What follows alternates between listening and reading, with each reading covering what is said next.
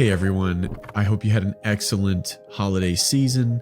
It's a brand new year, which means it's also a brand new chance for us to address what, in my opinion, is one of the most horrendous issues in the medical system today. It's called topical steroid withdrawal. And for those of you who have no idea what I'm talking about, let me explain. Topical steroid withdrawal, or TSW, is an iatrogenic condition caused by the side effects of topical glucocorticoids on the skin. Now, if we're to Google TSW, this is the definition I see. It's from WebMD. Topical steroid withdrawal is a side effect of stopping topical steroids.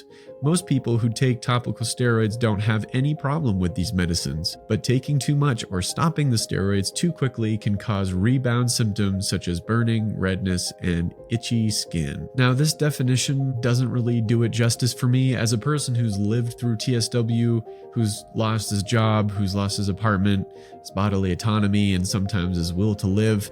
It just kind of hurts a bit because myself and many other people know exactly what it's really like to go through TSW, and it is no joke. There's an excellent set of documentaries called Preventable and another one called Still Preventable by Brianna Banos, and I highly encourage you to watch both of those because you simply can't go back after you watch them. It's like taking the red pill. It's like getting the wool pulled out from over your eyes. And this rare condition of TSW is causing millions of people to rage all over the internet right now. So just like the absolute tragic case of the opioid epidemic, TSW is a completely preventable condition. Here's a bigger list of some of the side effects of topical glucocorticoids. Now, read this and tell me if burning, redness, and itchy skin sums that up nicely. For me, I don't think so. TSW is not just an itchy skin problem. It can be a debilitating, full body problem like it was for me. And it's not an easy fix once it's started. Many people are bedridden for months and disabled for 3 to 5 years and sometimes longer because of the long-term damage. Take one of my guests, Kelly Barta, for example. TSW took you 9 years, is that correct? Oh, I'm 12 years and my skin is not perfect. Wow, okay. Yeah, but I'm functional. You know, it's like I have my ups and downs like everybody else. If I'm super stressed out, you know, my skin will act up, or if I eat terribly. But my worst years were probably the first 5. From the countless people I've spoken to, the parents whose children are turned into this at the behest of their doctors, the many adults who have been disabled for years and years, the few doctors and researchers who are furious that their colleagues aren't taking this seriously, all of these people, they share a common message. If we had been properly warned of the full list of side effects, if we were given a very limited amount of these drugs for a very limited amount of time, if we had been given true, informed consent, we would not be in this situation. Instead, the medical system, by and large, still relies heavily on topical glucocorticoids to treat skin conditions. And time and again, people have been and are being condemned to years of pure agony because of the misuse of these drugs. And because of the lack of awareness and severe lack of advocacy, the current paradigm is still that this is just the underlying condition which needs to be treated with more glucocorticoids or other drugs that have other potentially harmful side effects. Your problem now is not a steroid withdrawal. Your problem now is your eczema is kind of infected and it's flaring. I mean, ideally, I would love to just give you a 2-week course of steroids, a week course of antibiotic, loads of emollient and wet wraps, and your skin would be completely different in 2 weeks' time.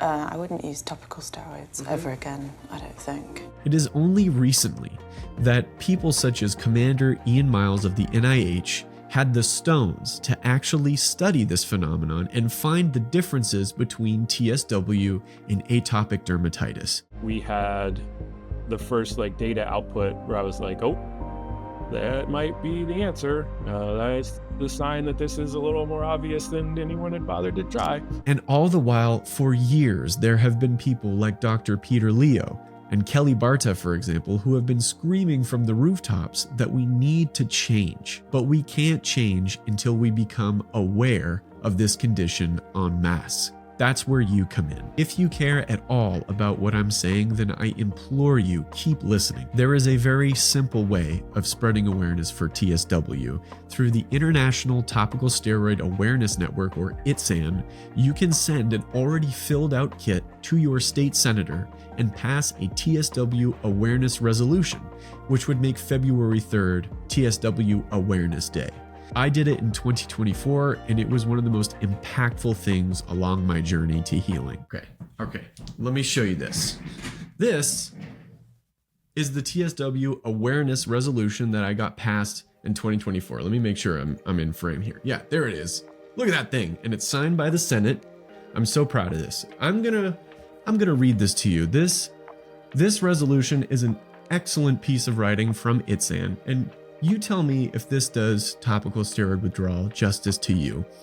State of Maine, in the year of our Lord 2024, joint resolution recognizing February 3rd, 2024 as Topical Steroid Withdrawal Syndrome Awareness Day. Whereas topical steroid withdrawal syndrome, also known as topical steroid addiction or red skin syndrome, is a severe, debilitating condition that can arise from intentional or unintentional exposure to topical steroids, and whereas topical steroids are widely prescribed and purchased over the counter to treat acute and chronic skin conditions such as eczema, psoriasis, vitiligo, and alopecia areata, and whereas topical steroid withdrawal syndrome is characterized by skin flushing, inflammation, diffuse spreading rashes, profuse skin flaking, and a burning and itching worse than the original condition, symptoms that typically appear after the use of topical steroid treatments, between treatments, or after discontinuing treatments. And there's more. Whereas symptoms may take several months to several years to subside, leaving some